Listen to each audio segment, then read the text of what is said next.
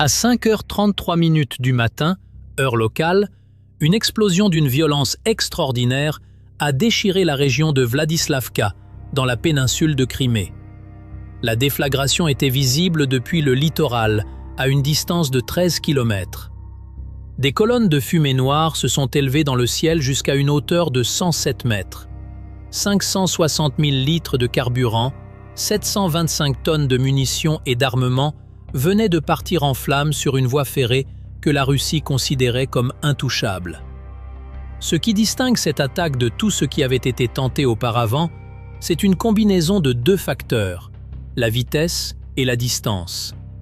Le convoi ferroviaire russe progressait au cœur de la péninsule, dans une zone que Moscou avait toujours présentée comme totalement sécurisée, protégée par des systèmes de défense anti-aérienne censés rendre toute frappe impossible. 8 pilotes ukrainiens allaient démontrer que plus aucun endroit en Crimée n'était réellement à l'abri et que l'Ukraine était capable d'encercler et d'isoler la péninsule. Ils allaient le faire avec des drones, dont le coût unitaire était inférieur à celui d'une vieille voiture d'occasion. À 40 km de là, des opérateurs du service de sécurité ukrainien, le SBU, fixaient des écrans où l'image se fragmentait en parasites, transmises par des systèmes vidéo qui n'étaient théoriquement pas conçus pour fonctionner à cette distance. 8 drones à vue subjective, les FPV, utilisaient leur vitesse pour franchir des distances que tous les experts militaires russes avaient qualifiées d'impossibles à couvrir. Un drone standard opère habituellement entre 5 et 30 km de son opérateur. Ceux-ci avaient déjà parcouru 35 km et continuaient d'avancer. Derrière la formation d'attaque, la direction du renseignement de défense ukrainien, le GUR, transmettait en temps réel la position exacte du convoi. Simultanément, les unités du SBU interceptaient les communications russes, surveillaient les réactions des forces de sécurité et évaluaient le niveau des brouillages électroniques autour de l'objectif. Si le signal venait à être coupé, une équipe supplémentaire était prête à activer du matériel anti-brouillage pour percer le rideau électromagnétique. Puis l'image sur l'écran de contrôle s'est mise à vaciller entre des parasites épais et une perte totale du signal, sans aucun avertissement préalable. Le drone d'attaque venait de perdre le contact avec son opérateur.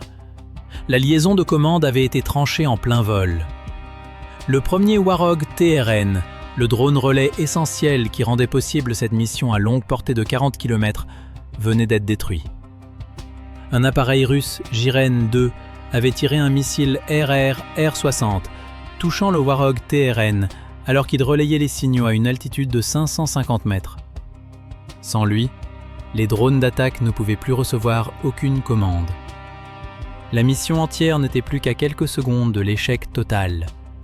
C'est là tout le défi des opérations de drones à très longue portée. Les forces ukrainiennes utilisent des émetteurs vidéo VTX sur la bande 5,8 GHz parce que leur latence est quasi nulle. Les signaux numériques sont plus faciles à amplifier, mais un délai de 220 millisecondes rend les frappes de précision presque impossibles. Quand un FPV vole à 145 km/h vers un train en mouvement, 220 millisecondes suffisent à faire manquer la cible de 8 mètres, frappant l'endroit où le train se trouvait une fraction de seconde plus tôt. C'est pourquoi l'Ukraine continue d'utiliser le système VTX 5,8 GHz, même si cela implique de positionner des drones relais Warhog TRN vulnérables tous les 5 km. L'opérateur du SBU fixait son écran. 3 secondes s'écoulèrent, puis 5. Alors le relais de secours s'activa. Le second Warhog TRN volait à une altitude plus basse, seulement 210 mètres. Cela le rendait plus difficile à détecter, mais il se trouvait à 3 km de la position optimale. La puissance du signal chuta à 50%. L'image se mit à trembler, se déformer, s'interrompre par intermittence. Mais c'était suffisant. La station relais de secours était désormais le maillon vital de la chaîne, s'étendant jusqu'au convoi de ravitaillement en Crimée, ce convoi chargé de 560 000 litres de carburant et de 725 tonnes de munitions. Mais il ne s'agissait pas d'une opération conduite par la seule équipe technique du SBU. La mission impliquait plusieurs groupes spécialisés, agissant en coordination simultanée. Le renseignement du GUR avait suivi ce train pendant des semaines, étudiant ses horaires de déplacement, la configuration des wagons de carburant, de munitions et d'armement. Le SBU surveillait électroniquement les communications russes pour détecter tout signe que la mission avait été éventée. Une équipe supplémentaire restait en permanence prête avec son matériel anti-brouillage. Chaque unité avait son rôle propre. Le SBU contrôlait les drones d'attaque. Le GUR fournissait les mises à jour en temps réel. Le SBU interceptait les réponses russes. Et le 413e régiment de raid était chargé de percer le système de brouillage en cas de nécessité. La stratégie des relais de secours n'était pas une simple mesure d'urgence improvisée. Les forces ukrainiennes déploient systématiquement 3 relais pour chaque chaîne de liaison, avec 2 appareils de secours volant à des altitudes différentes. Le Warhog TRN principal se maintenait à 550 mètres pour optimiser la transmission du signal. Le premier relais de secours se tenait à 210 mètres, plus difficile à détecter, mais avec une portée de transmission réduite. Le second relais de secours volait à seulement 100 mètres du sol, presque invisible pour les systèmes de défense antiaérienne, mais réservé aux situations d'urgence absolue. Il maintenait entre eux une distance de 3 km pour éviter qu'un seul missile puisse en détruire plusieurs simultanément. Les opérateurs du SBU avaient été entraînés précisément pour ce type de scénario. Chaque pilote avait accumulé plus de 200 heures dans le simulateur, apprenant à voler dans des conditions de signal dégradées, à utiliser les voies ferrées, les cours d'eau et les lignes électriques comme point de repère lorsque la qualité vidéo se détériorait.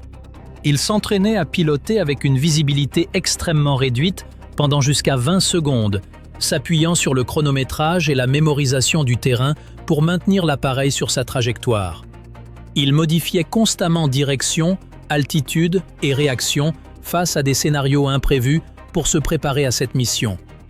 Ces répétitions inlassables permettaient au FPV de continuer à voler quand la technologie commençait à défaillir. Les Russes savaient que des drones ukrainiens arrivaient, ils le savaient toujours. La seule question était de savoir si leur défense pourrait les arrêter. Au loin, le convoi ferroviaire de ravitaillement de Crimée continuait d'avancer à 65 km/h. Il ignorait que 8 FPV fonçaient droit sur lui. Le drone de tête devait encore parcourir 20 km pour atteindre le train. Ce qui allait se passer ensuite déciderait si le plan audacieux de l'Ukraine réussirait ou si les 8 FPV seraient facilement abattus par la Russie. Mais alors que le drone de tête s'enfonçait plus profondément dans la péninsule de Crimée, au-delà du 24e kilomètre, il commença à pénétrer dans une zone de brouillage électronique d'une puissance extrême. L'image vidéo se mit à s'effondrer dans le chaos. Elle vacillait, se figeait, se fragmentait, disparaissait presque entièrement. Des pixels aléatoires traversaient l'écran en éclairs, puis s'évanouissaient en fractions de secondes. Le FPV venait d'entrer dans la zone d'opération du système que la Russie avait déployé pour protéger le corridor logistique de la péninsule, le pôle 21. Ce système de guerre électronique avait été conçu comme un réseau de brouillage de navigation à large couverture. Ces modules pouvaient être montés sur des mâts d'antennes et des tours de communication dans les montagnes de Crimée, opérant sur une plage de fréquences allant de 1176,45 MHz à 1575,42 MHz, créant un rideau électronique sur une zone d'un rayon de 56 km. Son objectif était de faire en sorte que les aéronefs ne sachent plus où ils se trouvaient. Le pôle 21 s'attaquait aux signaux de navigation satellitaires tels que le GPS, le GLONASS, Galileo et le Beidou.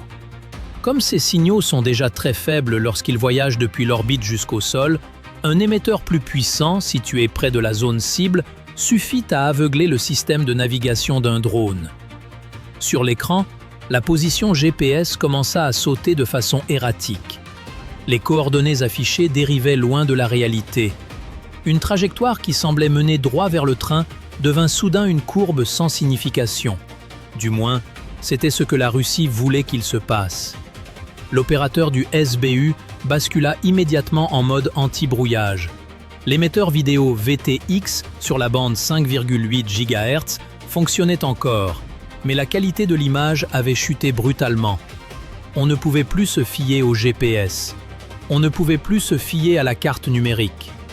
À partir de ce moment, le FPV devait être piloté à vue, de mémoire, et à partir des quelques images floues qui subsistaient encore sur l'écran. Les schémas de brouillage n'étaient pas totalement aléatoires.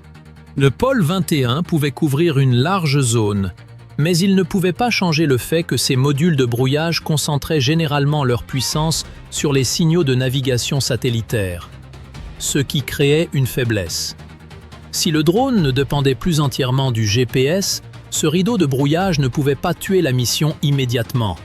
Alors l'opérateur ukrainien fit ce qu'il avait pratiqué des centaines de fois. Il ignora les coordonnées qui sautaient sur l'écran. Il regarda les voies ferrées. Il regarda la ligne des arbres. Il regarda la direction des lignes électriques qui s'étiraient sur le sol. De minuscules détails en surface devinrent le seul système de navigation encore digne de confiance.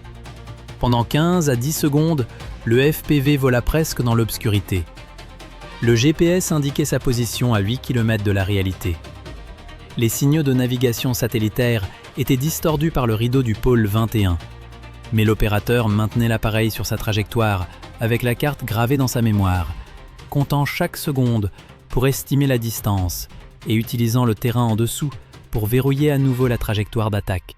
Derrière le drone de tête, les 7 FPV restants suivaient à un intervalle précis de 30 secondes.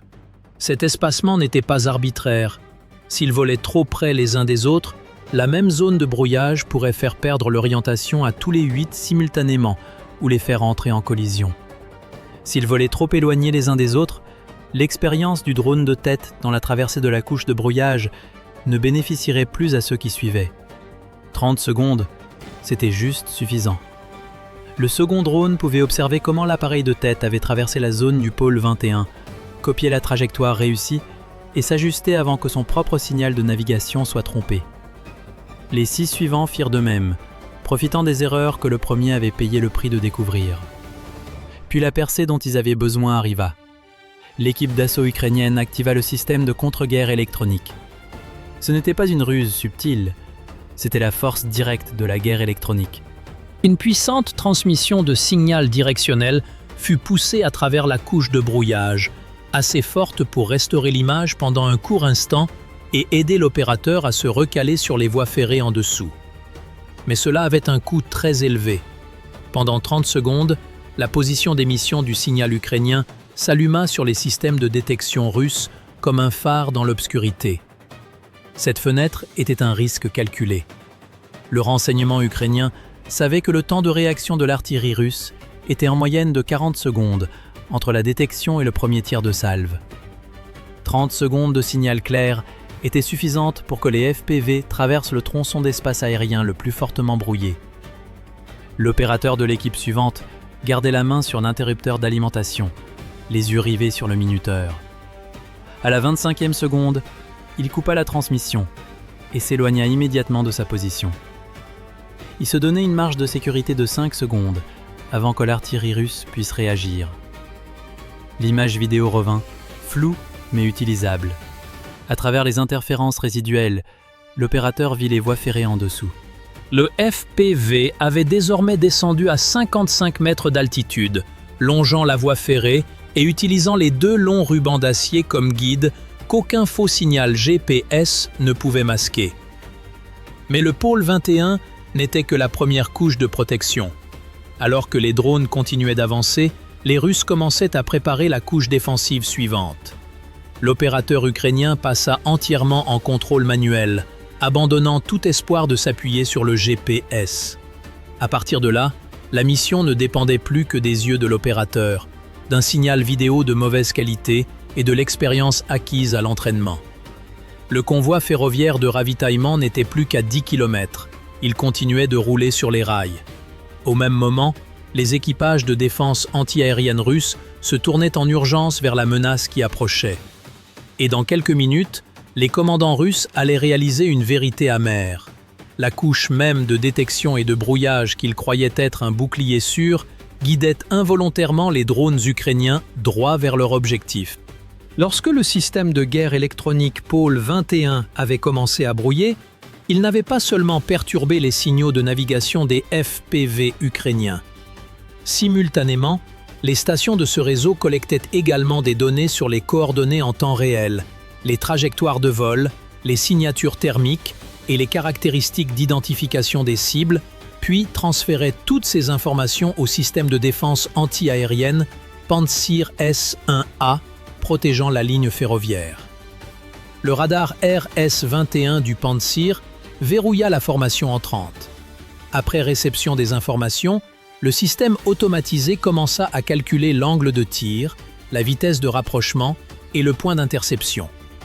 Il ne restait que 10 secondes avant que le missile 57E6 ne quitte le lanceur. Mais les Ukrainiens connaissaient très bien cette méthode d'interception russe. Ils avaient préparé une option inattendue. 8 nouvelles cibles apparurent sur les écrans russes. Il s'agissait de drones leurres ayant la même forme, la même taille et la même surface équivalente radar que les FPV précédents. La seule différence était qu'ils ne transportaient aucune ogive, ce qui les rendait bon marché et, surtout, beaucoup plus rapides et bien plus manœuvrables. Pour l'ordinateur de ciblage du Pantsir S1, distinguer immédiatement un leurre bon marché d'un FPV porteur d'ogive devenait presque impossible. Les opérateurs russes furent contraints de faire un choix: attaquer toutes les cibles et accepter la dépense de missiles, ou tenter de distinguer les vraies cibles en quelques secondes et risquer de laisser les FPV percer. Ils choisirent de tirer. Le lanceur du Pantsir S1 se leva. 8 missiles furent tirés en séquence, déchirant le ciel bas au-dessus de la voie ferrée. 6 FPV furent touchés presque immédiatement, mais seulement 2 vraies cibles furent éliminées, tandis que 4 FPV porteurs d'ogives continuaient de foncer vers l'objectif. À ce stade, les Russes disposaient encore de 45 missiles 57E6, mais le temps de rechargement pouvait atteindre 16 minutes, et il n'y avait plus assez de temps. L'équipage de défense antiaérienne passa immédiatement en mode alternatif. 2 canons automatiques 30 mm 2 à 38 M commencèrent à tirer à une cadence de 5000 coups par minute, créant un filet dense de projectiles devant les drones. Les pilotes ukrainiens le savaient. Ils forcèrent immédiatement la formation à descendre vers le sol. Les FPV survivants tombèrent à une altitude de seulement 9 mètres, sous l'altitude minimale d'engagement du Pantsir S1 qui était de 14 mètres. À cette hauteur, le radar commençait à avoir du mal à séparer les cibles du fouillis de sol, et les FPV rasaient littéralement l'herbe. C'était l'espace aérien le plus dangereux de la mission. Voler plus haut, et ils rentreraient à nouveau dans la zone d'interception du Pantsir. Voler plus bas, et la moindre erreur pourrait les envoyer s'écraser au sol, dans des lignes d'arbres, des poteaux électriques ou des câbles traversant le terrain. À 145 km/h, chaque seconde pouvait être la dernière. Des lignes électriques apparaissaient sur l'écran seulement au dernier instant. Des arbres surgissaient soudainement de l'image déformée. Même un grand oiseau pouvait devenir un obstacle mortel s'il frappait l'hélice à cette altitude. Les pilotes du SBU avaient été entraînés exactement pour cette situation. Avant la mission, ils avaient étudié les images satellites de l'itinéraire, mémorisant chaque tronçon de voie ferrée, chaque ligne d'arbre, chaque poteau électrique et chaque monticule de terre pouvant cacher un obstacle. Dans le simulateur, ils avaient répété cette trajectoire de vol encore et encore, jusqu'à ce qu'elle devienne une carte dans leur esprit. Au 14e kilomètre, montez légèrement pour dégager le poste d'observation. Au 15e kilomètre, virez à droite pour éviter la tour de communication, puis redescendre, longer la voie ferrée et maintenir la vitesse. Pendant ce temps, le pôle 21 continuait à brouiller et à alimenter le système de défense antiaérienne russe en données. Mais il se heurta à un problème que les Russes ne pouvaient pas résoudre immédiatement. Ils pouvaient perturber le GPS. Ils pouvaient faire sauter les coordonnées de façon erratique. Ils pouvaient signaler la direction d'approche au Pantsir S1. Mais ils ne pouvaient pas effacer complètement l'image de l'émetteur vidéo sur la bande VTX 5,8 GHz. Le signal vidéo était dégradé, mais il n'était pas mort. Même lorsque l'image vacillait et se fragmentait, une demi-seconde de visibilité était encore suffisante pour qu'un pilote expérimenté voie la voie ferrée, reconnaisse la ligne d'arbre et maintienne le FPV en vol. À seulement 5 km de l'objectif, le convoi ferroviaire russe reçut l'alerte. Des drones ukrainiens avaient percé la couche de défense antiaérienne et fonçaient vers le train. Le klaxon du train retentit le long des rails alors que le conducteur poussa immédiatement la manette des gaz à fond. Le train commença à accélérer, car s'il pouvait franchir le pont ferroviaire devant lui, il serait presque en sécurité. Au même moment, le système de brouillage R330ZH monté sur le train lui-même fut activé. Le signal GPS disparut instantanément. Le GLONASS disparut également. Même la boussole magnétique commença à se comporter de façon incorrecte. Mais le signal vidéo, le flux de l'émetteur vidéo dégradé par les parasites, continuait de passer. À ce stade, les Ukrainiens pilotaient les drones entièrement à vue à travers un écran qui ressemblait à un vieux téléviseur. Sur l'écran, ils ne voyaient plus d'images claires, seulement des plages de parasites, les ombres des voies ferrées et des wagons apparaissant et disparaissant. Un train se déplaçant à 80 km/h, combiné à des signaux de navigation effacés de l'écran, était bien plus difficile à toucher qu'une cible stationnaire. La probabilité de frapper le compartiment de carburant ou les obus d'artillerie pour créer une explosion majeure n'était que d'environ 10%. Et les Ukrainiens commencèrent à chercher le moyen le plus précis de le toucher. 2 drones leurs ne transportant aucune ogive accélérèrent soudainement à 190 km/h, surgirent devant le train et commencèrent une reconnaissance. À travers l'image vidéo tremblante et déformée, les opérateurs commencèrent à scanner le terrain devant la voie ferrée. Puis ils découvrirent quelque chose encore plus important que le train lui-même. Un pont ferroviaire se trouvait à environ 5 km devant la position actuelle du train. L'information fut immédiatement transmise à l'équipe de contrôle. En quelques secondes, tout le plan changea. Il frapperait d'abord l'itinéraire que le train était obligé d'emprunter, le forçant à s'arrêter. Un FPV de tête porteur d'ogive se détacha immédiatement de la formation. Son moteur rugit alors qu'il accélérait à 160 km/h, fonçant droit vers le pont ferroviaire devant lui. Sur l'écran de contrôle, l'image tremblait à chaque pulsation. Les rails, le tablier du pont et les supports en béton émergèrent à travers la couche d'interférence de signal. Le FPV descendit plus bas, suivit la voie ferrée et plongea droit dans la jonction entre le support principal du pont et la poutre du pont. Au moment de l'impact, l'ogive RPG-7 détonna. Un éclair de feu jaillit sous la structure métallique. La poutre du pont fut violemment secouée, se souleva de sa position sur son support et se décala hors de l'alignement de la voie ferrée. Derrière lui, le conducteur du train vit la situation trop tard. Le pont devant lui était brisé. Il tira le frein d'urgence. Les roues d'acier hurlèrent contre les rails, envoyant un son perçant dans l'air. Tout le train fut secoué violemment, les wagons arrière poussant vers l'avant avec force, tandis que la locomotive s'efforçait de ralentir avant la section de pont détruite. Le conducteur appela immédiatement des renforts, signalant que la voie ferrée était coupée et que le train était sous attaque. Mais pour l'Ukraine, ce moment était la véritable opportunité. Il ne restait plus que 3 FPV porteurs d'ogives. Il n'y avait pas de place pour l'erreur. Chacun devait frapper une position capable de créer le plus grand dommage en chaîne possible. À travers l'écran vidéo brouillé, les opérateurs commencèrent à compter les wagons à travers le flux de contrôle parasité. 1, 2, 3. Les wagons de carburant étaient la première cible. S'ils étaient touchés, le feu se répandrait le long du train et envelopperait les wagons derrière eux. Les wagons de munitions étaient la deuxième cible. S'ils explosaient, ils pourraient déclencher une chaîne de déflagration secondaire et détruire les wagons d'armement voisins. Le premier opérateur marqua la cible dans son esprit. Le wagon de carburant était le 4e wagon derrière la locomotive. Le second opérateur se déplaça vers la position suivante. Le wagon de munitions était au milieu du train, le 12e wagon. Le 3e opérateur maintint le FPV, restant derrière la formation. Si quelque chose tournait mal, il serait l'option de secours parfaite, et un seul impact précis pourrait transformer l'ensemble du train en une chaîne incontrôlable d'explosions. À une distance de 800 mètres, l'image sur l'écran commença à se fragmenter presque complètement. Le R330ZH sur le train prenait le dessus, écrasant le signal de l'émetteur vidéo avec des interférences électromagnétiques brutes.